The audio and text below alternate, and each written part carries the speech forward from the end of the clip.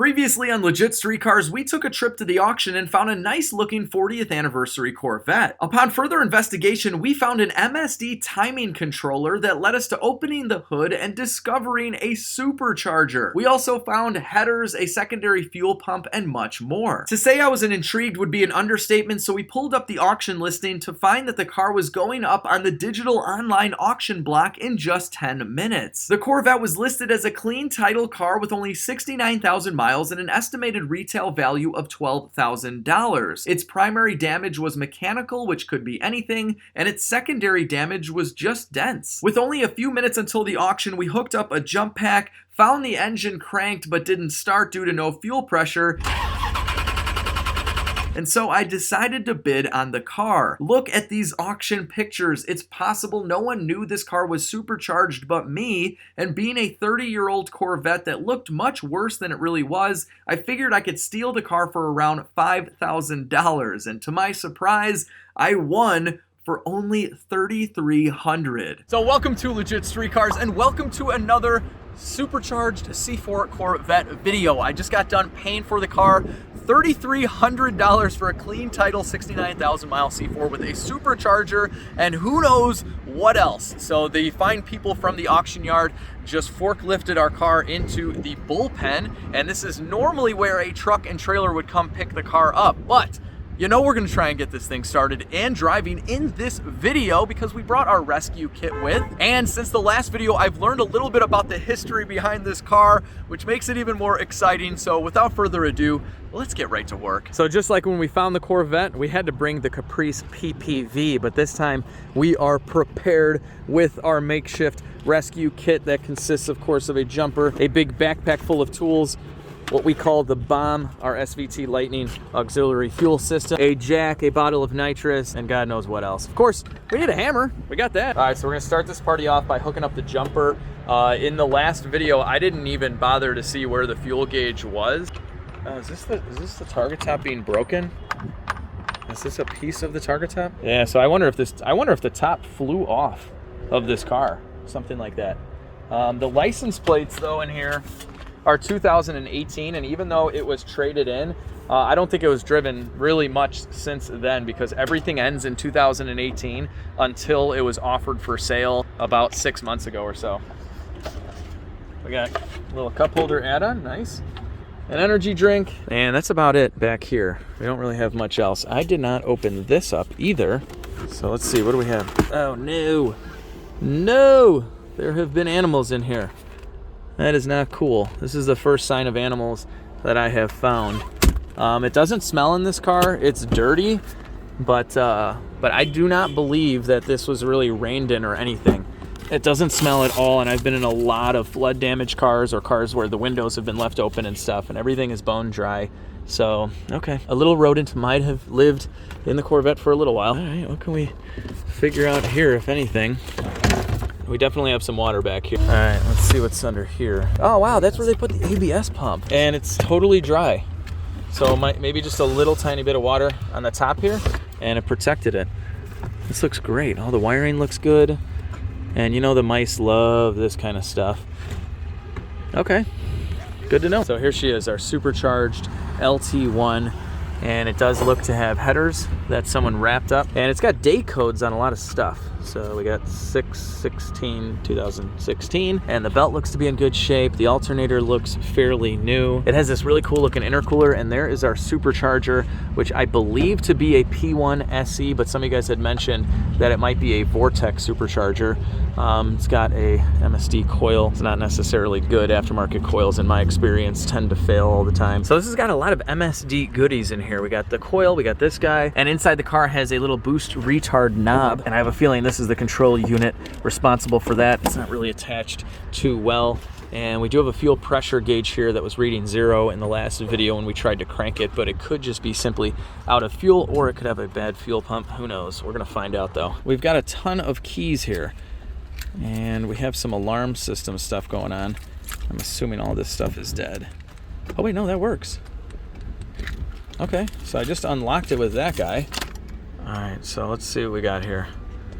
It's gonna have a digital fuel gauge. Range 0. This thing is reading that it's out of fuel right now. That would be unbelievable. No way do we get that lucky. This car was already a phenomenal deal at $3,300. If it just fires up and doesn't need anything, I mean, I assumed it needed an engine.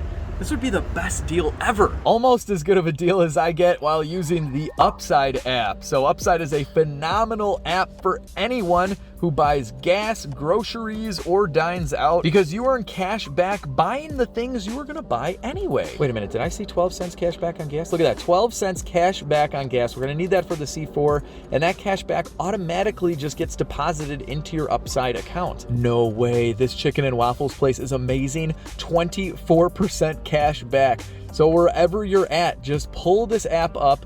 You can even get groceries as well. And look at this, 7%, 5%, 11%, 14% off food at the grocery store that you're gonna buy anyway. What I love is just how easy this app is. Say we're gonna claim this 22% cash back at Protein Bar. You just hit claim and then claim offer. Then you're just gonna check in when you get there and the money will automatically go into your Upside app. Now, my favorite part is once you have your cash back in the Upside app, you can deposit it right into your own bank account, your PayPal account. You can get an e-gift card and many other easy options. And if you guys use coupon code LEGIT, you're gonna get at least $5 cash back on your first purchase of $10 or more. So you can download the app for free at the App Store, on Google Play, or by clicking on my link down below. You have nothing to lose, so go check it out. So this could be why it's out of fuel. This has one of those locking fuel caps, and we should probably see if there's a key there. Check it out, it's got a CarMax thing on it.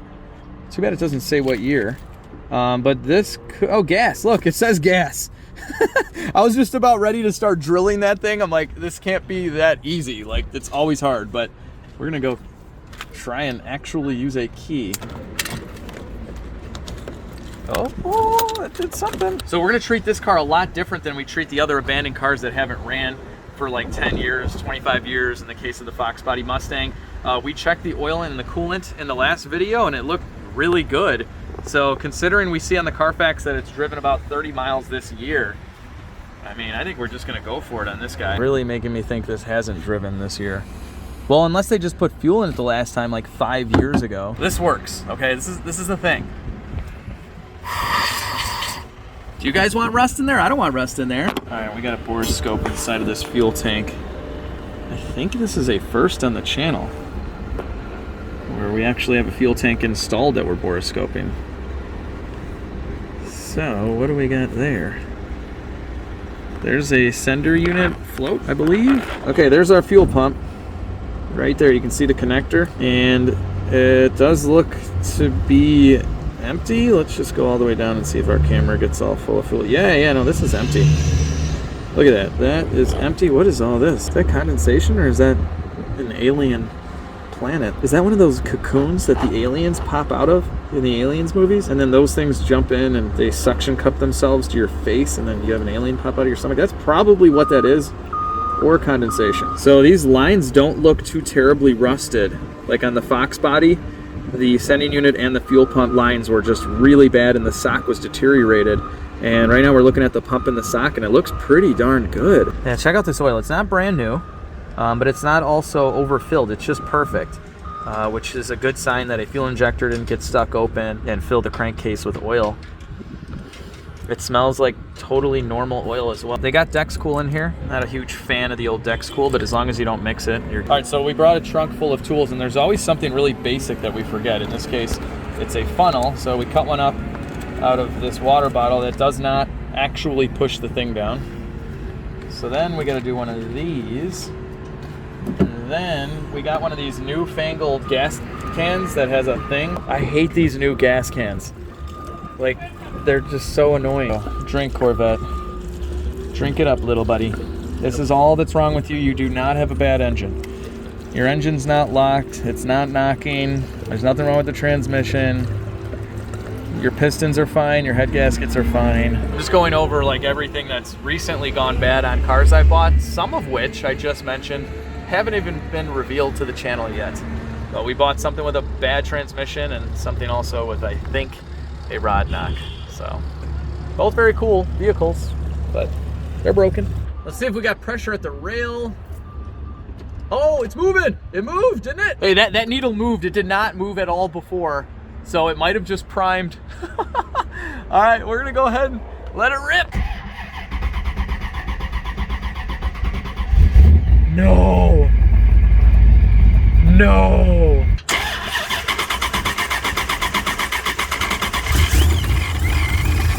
No way. You gotta be kidding me, it runs. It's making blower sounds. I was ready to put a motor in it. Like, you sure you don't, this motor's probably still bad, right? Oh, no. So we had up to 60 PSI on the fuel pressure gauge. That's fine. Let me give it a little gas here. Huh. All right, so of course our jumper is not fully charged. So we have cables connected to the Caprice and the jump pack.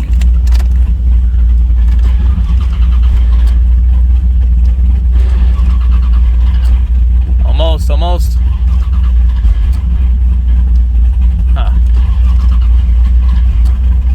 It wants to catch. There we go. Come on, baby. Oh, it's misfiring bad. Oil pressure though, looking good. But it is shaking and missing really bad. As long as I can keep it running though for a little bit, it might clear up. It's revving up. And yeah, we have good voltage.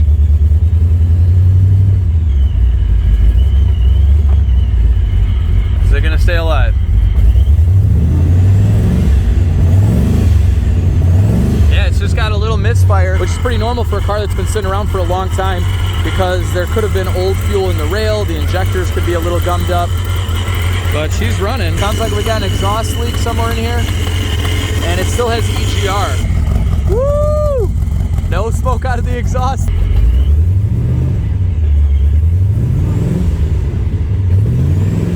Well, we definitely have a bad fuel sending unit. There's no way we got a half tank in this thing. Got a boost gauge, and this is a temperature gauge, maybe for the transmission, possibly. I think it's starting to clear up. Oh yeah, this is starting to run a lot better. I don't hear any ticking noise, no knocking, no nothing. Like, this sounds like a good engine. Let's see what we got for transmission fluid.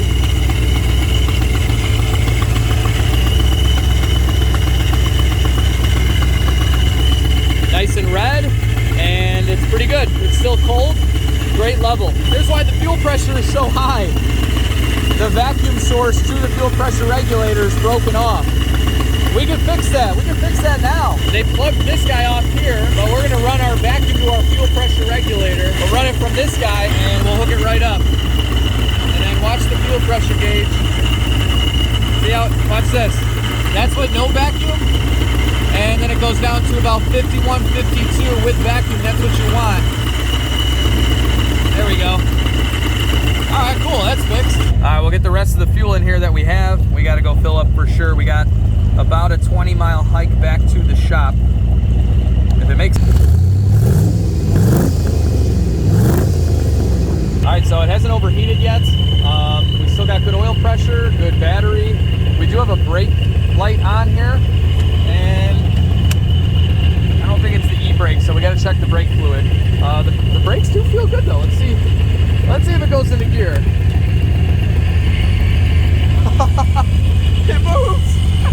Wake up, Alex. Wake up. Wake up. It's cleared up completely. No missing at all. I don't know if it's got a cam. If it does, it's got a very mild cam.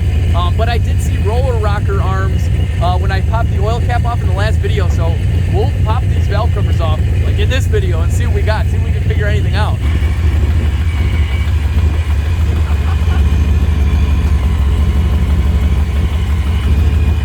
What was that? Wait, we heard some really weird buzzing sound, and it's got an auxiliary fuel pump back here we found in the last video. This is not running right now. I wonder if it's boost activated. It's very possible. We just heard some really weird sound though. Oh, it's not this.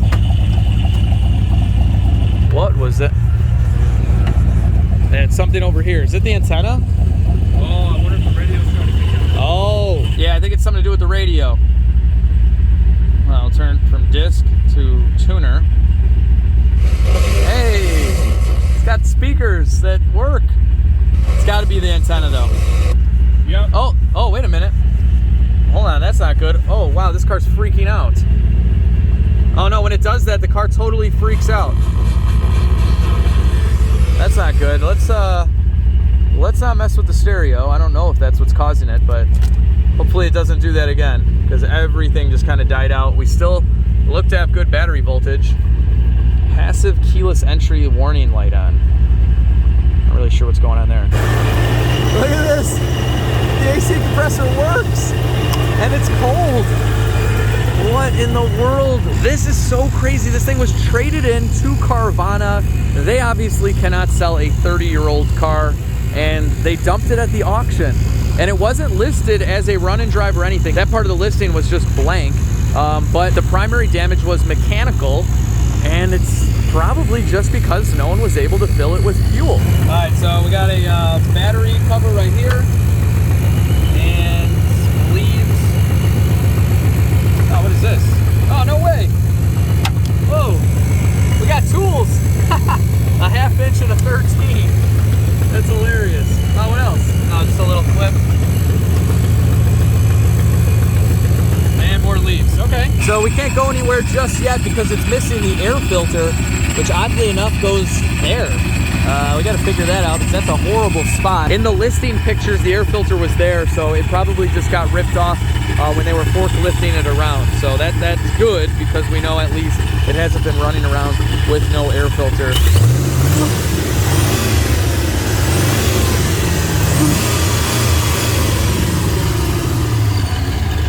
Runs so good, totally cleared up. Don't worry, we're not sucking anything up in there. This guy's smoking. This is probably for the PCV system that hooks up to the air intake. We really got to get this back to LegitStreetCars. We're just filling up the air and we'll go for our first drive. So each one of these tires was at about 15 to 17 PSI. We're just pumping them up to 30 right now.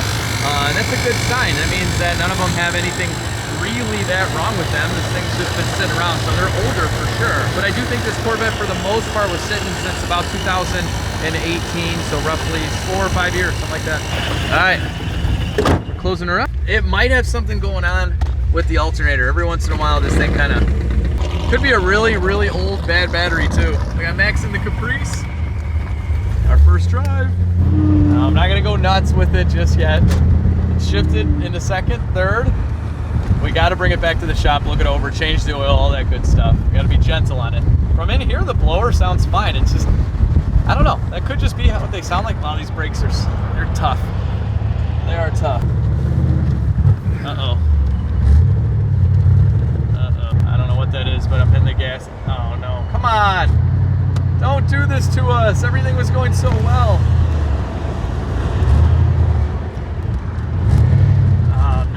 Can't really give it gas. Feels like it's gonna die. There's no way we're out of gas again. Don't do this to me. No. I thought there was a gas station this way and it's that way, like a block. Oh no, there's so many cars I literally cannot turn around. Not only are we maybe out of gas, we just have our jumper box.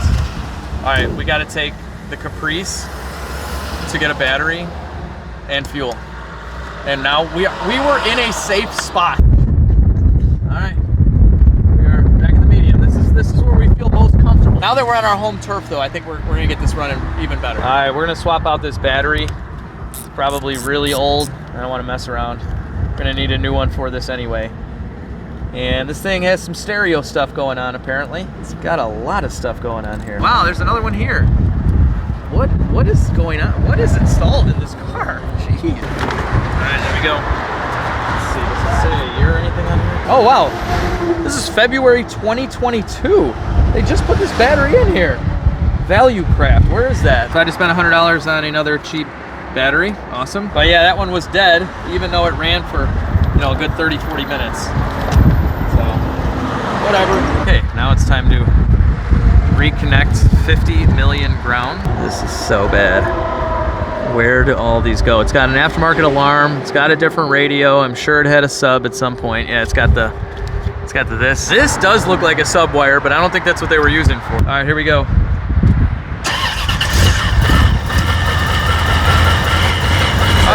It runs. Again. Sounds good. Oh, that's faster than we got up to before. Good shift. All right, we're at 40 miles an hour. Still feels like it has some kind of a little miss to it.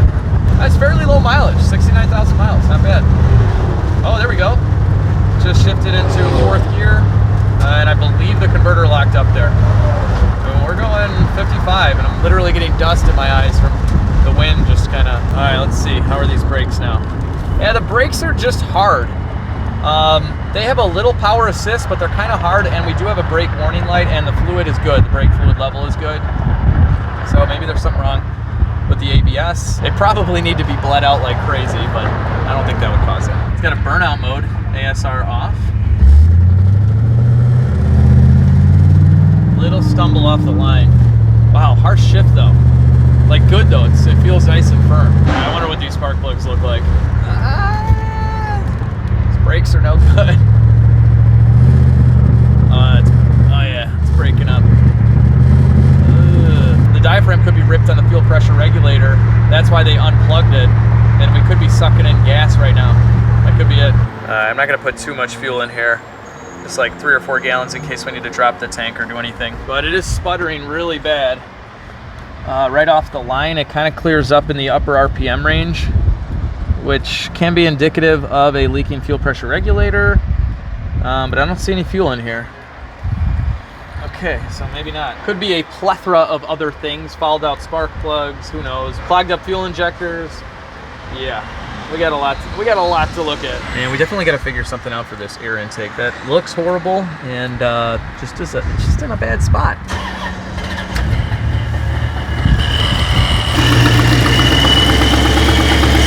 Sometimes you get this to draw fuel in. No, fine. It does have a high idle right now. It seems to run smooth at idle though. Does this have a cam in it? Yeah, this fuel gauge is all over the place. I think I put like 10 gallons in there and it just keeps on moving around on me. The oil temperature doesn't really seem to move, but the coolant temp is staying good. We still have our brake light on. The battery voltage is good. We have the MSD ignition retarder knob here though. Yeah, I don't know. I don't think that's causing any issues right now. Burnout button with a Corvette. Yeah, it's kind of just popping and missing, not running very good. It's got a little shake to it. Curious to see what these spark plugs look like, that's for sure. And I don't know if this is a mass airflow sensor car. It might have been converted to speed density. I didn't really look around too much in that intake track that they made to see if there's one there, but could have an issue with that too. But the engine itself and the transmission are in excellent condition. It shifts beautifully. Drives really nice. It's got ice cold AC. Oh yeah. All right, let's get it back to legit 3/4 and we'll start to figure out what is done to this car. It's struggling bad. It does have catalytic converters. It could be clogged, but it's got more of a miss to it though. So yeah.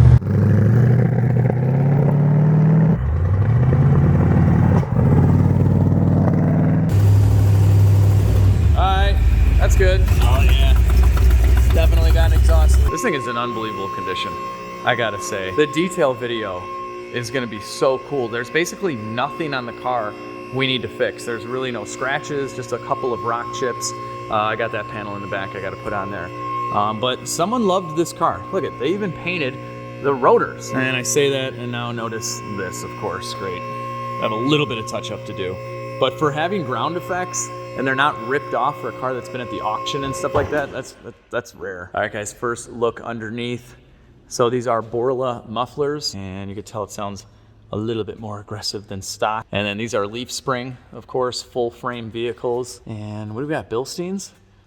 Date code 2014. And looking at the Carfax, this did spend most of its life in Illinois, and then it was shipped out to Arizona for a little while, and it was sold from there then to the auction. Looks like a little damage. Last oil change 2016. I mean, this all makes sense that this thing was basically not driven past about 2018. That's when the plates were from. 69,000 miles means they only drove it a couple thousand miles a year. So they changed the oil, drove a couple thousand miles, and that's all she wrote. Look at this, the shielding around the engine mounts.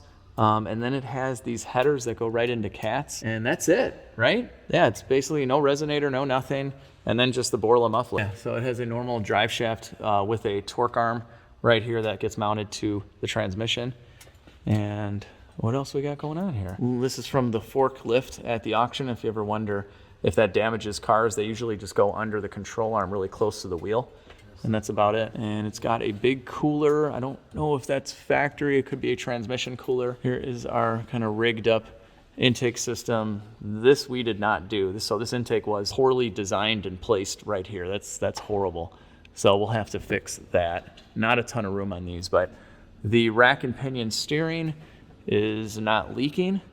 The engine looks not to be leaking either. It's just a little dirty, really. But yeah, overall, this looks to be in great shape. Transmission's not leaking anything. It shifts perfectly. They wrapped this little part of the exhaust. Nothing's damaged as far as the floors go. Nothing's rotted out. A little bit of surface rust on these lines, and then they're running wires everywhere. That's probably for the fuel pump. I cannot believe we got this thing for $3,300. Oh, check it out.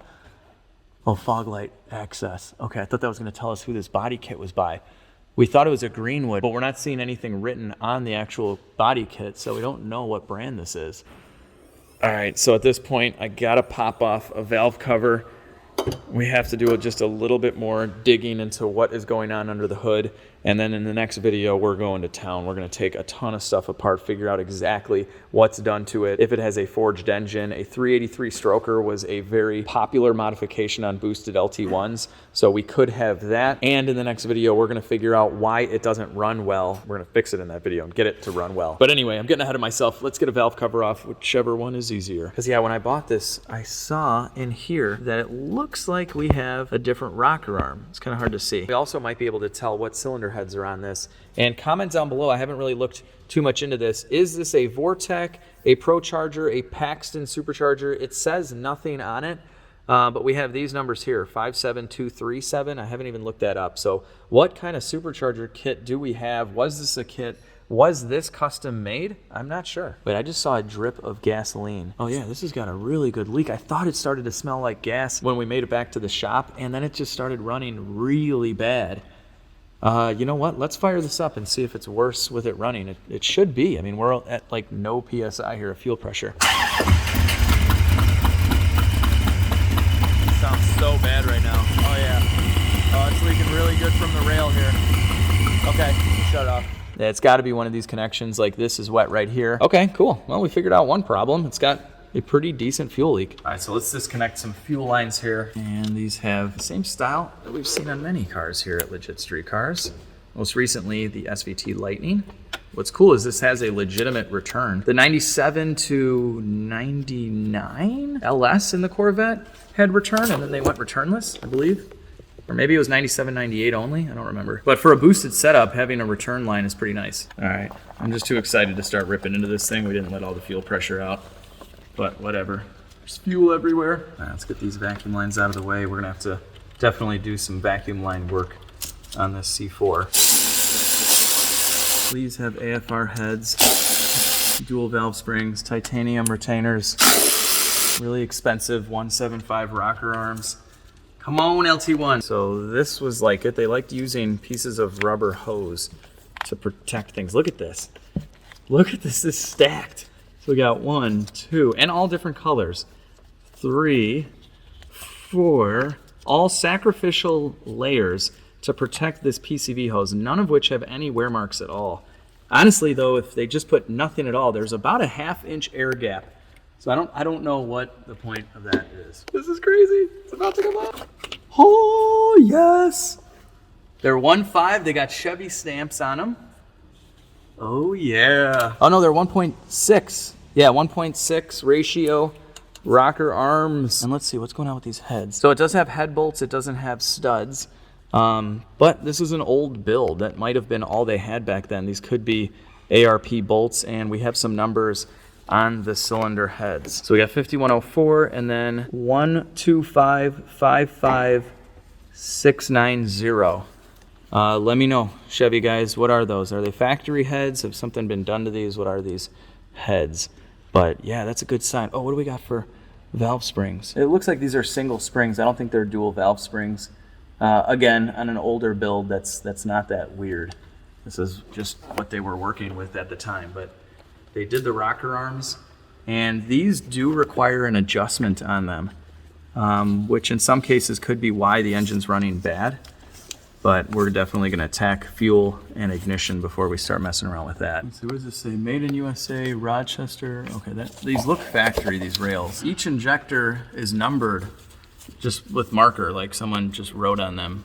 So I don't know if that means they were flowed or something. We've done enough discovering. We have a running and driving C4 supercharged Corvette that is in excellent, excellent condition.